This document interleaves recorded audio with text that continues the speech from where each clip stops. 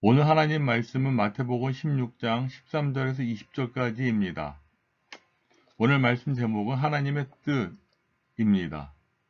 오늘 하나님께서 주시고자 하는 교훈의 음성을 듣는 시간이 되었으면 좋겠습니다. 어떤 사람과 대화하다 보면 스스로가 믿음이 굉장히 좋다고 생각하는 것을 느낄 수가 있습니다. 왜냐하면 자신은 하루 종일 하나님을 생각하기 때문에 누구보다도 하나님을 사랑하고 그 누구보다도 좋은 신앙생활을 하고 있다고 이렇게 생각하고 있다는 것입니다.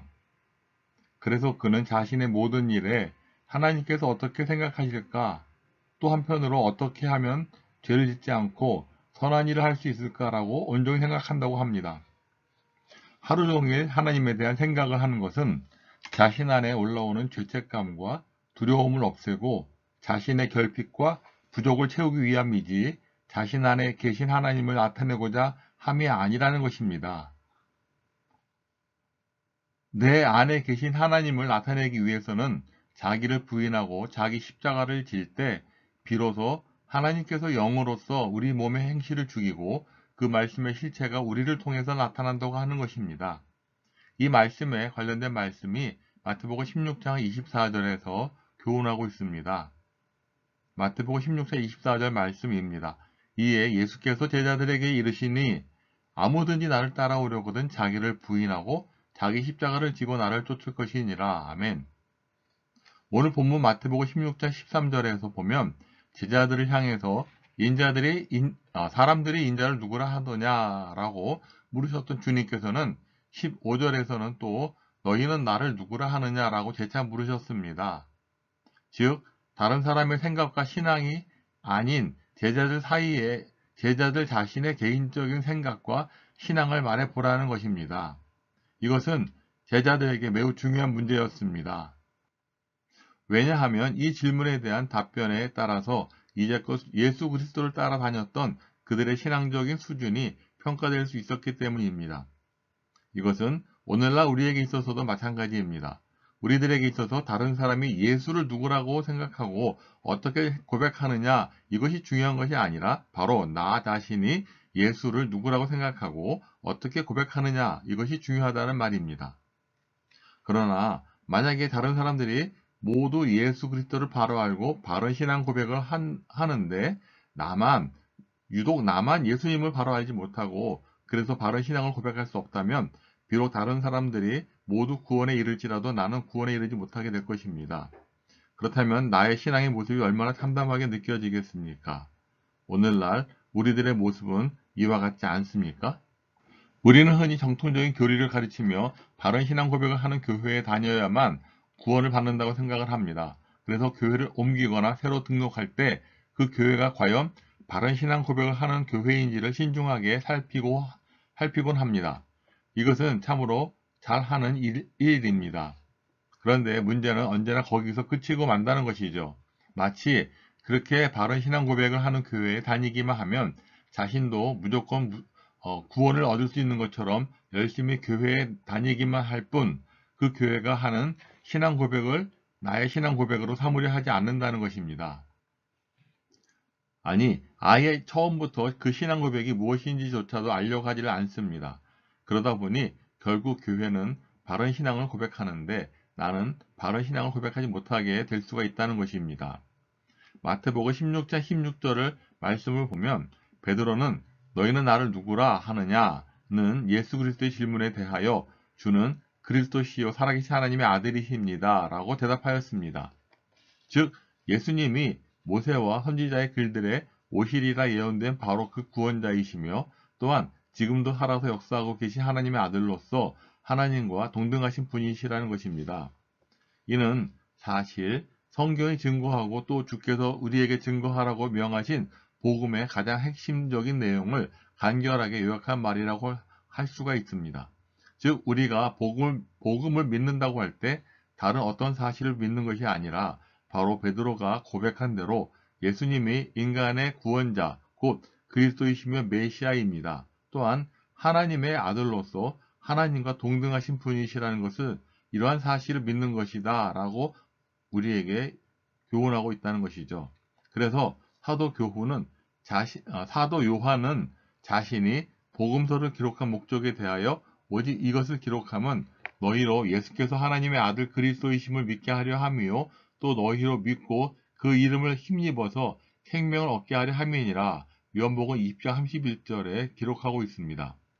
19절 말씀을 보면 결국 올바른 가르침을 주는 것, 즉 복음을 전파하는 것은 천국문을 열어주는 것이며 이러한 복음을 전파하지 않는 것은 천국문을 닫아버림을 뜻하고 있습니다. 또한 매고 푸는 것은 어떤 이들에게는 천국을 열어주지만 또 다른 어떤 이에게는 천국의 문을 닫아버리게 될 것이라는 의미도 포함되고 있습니다. 즉 주의 말씀의 선포로 많은 이들이 주께 돌아오기도 하지만 말씀 선포의 의무를 소홀히 함으로써 주의 말씀을 받을 기회조차 갖지 못한 그러한 경우도 많이 있다는 것입니다. 모든 결정은 땅에서 시작이 됩니다. 너희가 땅에서 매면 모든 결정은 땅으로부터 시작합니다. 너희가 땅에서 매면 모든 결정은 땅으로부터 시작됩니다. 아말렉과의 전쟁 중에서 모세가 손을 드는 땅의 결정이 있었을 때 승리라는 하늘의 응답이 있었습니다. 출애굽기 17장 8절부터 12절 말씀입니다. 그리고 여호수아의 손이 들리는 땅의 결정이 있을 때 태양과 달이 멈추는 하늘의 결정이 뒤따랐던 것입니다. 여호수아서 10장 12절부터 14절까지의 말씀에 기록하고 있습니다. 모든 결정은 땅으로부터 시작됩니다. 그러나 그 결정은 옳은 것이어야만 합니다. 그 결정은 하나님의 뜻에 합당한 것이어야 하며 하나님의 영광을 드러내는 것이어야 하고 죄악이 없는 정결한 영으로 결정되는 것이어야만 합니다. 그렇지 않을 때는 아이성 정복에 실패한 여호수아와 같이 그리고 바울의 능력을 흉내내려 했던 유대의 한 제사장 스게와의 7 아들과 같이 그 결과는 패배와 실패 그리고 절망밖에 얻지 못하는 것입니다. 사도행전 19장 15절 16절에는 이렇게 기록하고 있습니다. 악귀가 대답하여 가로되 예수도 내가 알고 바울도 내가 알거니와 너희는 누구냐 하며 악귀 들린 사람이 그들에게 뛰어올라 눌러 이기니 그들이 상하여 벗은 몸으로 그 집에서 도망하는지라 라고 기록하고 있습니다. 이 내용을 본다면 스게와의 7 아들 이들은 바울이 예수 이름으로 악귀를 쫓아낸 것과 같이 그대로 따라했다는 것입니다. 자, 이제 최종적인 결정은 하늘에서 이루어진다는 것입니다. 하늘에서도 매일 것이요 하나님의 일의 결정은 땅으로부터 시작이 된다는 것입니다. 그러나 그 최종적인 결정권은 하늘에 달려있다 라고 말씀하고 있습니다. 인간은 자신이 무슨 결정을 하든지 그리고 무엇을 구하든지 자유로울 수가 있습니다. 그러나 그것의 성취권은 인간에겐 없습니다. 최종적인 심판과 판단은 주께 달려 있습니다. 이 땅에서 아무리 매려 해도 하늘이 허락지 않으면 결코 매이지 않으며 이 땅에서 아무리 풀려 해도 하나님의 허락이 아니면 결코 풀리지 않습니다. 우리가 이 땅에서 아무리 축복권을 소유하고 있어도 하나님께서 허락하지 않으면 그것은 소용이 없다는 것입니다. 우리의 모든 것은 하나님의 동의가 없이는 무의미하다라는 것이죠. 그러므로 우리는 이 땅의 보호가 아닌 하늘의 보호가 실체이며 이 땅의 심판이 최종적인 심판이 아닌 하늘의 심판이 최종적인 판결이요 종말임을 알아야 합니다. 그러므로 우리는 하늘의 인정을 받는 삶을 살아야만 합니다. 하나님께서 인정하시는 결정만을 우리는 내려야만 합니다. 그리고 하나님께서 기뻐하시는 행위만을 드러내야만 합니다. 그러할 때 비로소 우리의 결정은 열매를 드러낼 것이며 우리의 생각과 행동은 하나님의 뜻과 그의 대리자로서 행동이 될 수 있다는 것이죠. 내가 진리의 말씀을 옳게 분별하며 부끄러울 것이 없는 일꾼으로 인정된 자로서 자신을 하나님 앞에 드리기를 힘쓰라. 디모데후서 2장 15절 말씀에 기록하고 있습니다. 오늘날 우리에게 있어서 하나님의 뜻을 바로하는 것은 우리가 하나님께로부터 받을 수 있는 그 어떤 축복보다도 크고 값진 축복인 것입니다. 이 축복으로 말미암아 우리는 하나님께로부터 우리의 모든 죄와 허물을 사함받고 의인이라 칭함을 얻게 되었을 뿐만 아니라 이 땅에서 하나님의 특별하신 보호와 인도하심 가운데 살아갈 수 있게 되었다는 것입니다. 또한 이 땅에서의 삶을 마치는 날에는 하나님의 나라에서 영생 복락을 누리는 특권을 누릴 수가 있게 되었습니다. 이 얼마나 큰 축복이며 은혜입니까? 세상에서 이보다 큰 축복이 어디에 있겠습니까? 이처럼 주님을 바로 아는 것이 그리도 큰 축복이기에 사도 바울은 그리스도를 아는 지식의 고상함을 인하여 모든 것을 해로 여기며 또한 그를 위하여 모든 것을 배설물로 여긴다고까지 말하였던 것입니다. 빌립보서 3장 8절 말씀에 말씀하고 있습니다. 이제 말씀을 마치려고 합니다. 우리는 그리스도를 온전히 아는 이 축복을 진정으로 귀히 여길 줄 알아야 합니다. 세상적 지식과 학문에 동화되어 그리스도를 아는 지식을 멸시하는 어리석은 자가 되어서는 안 됩니다.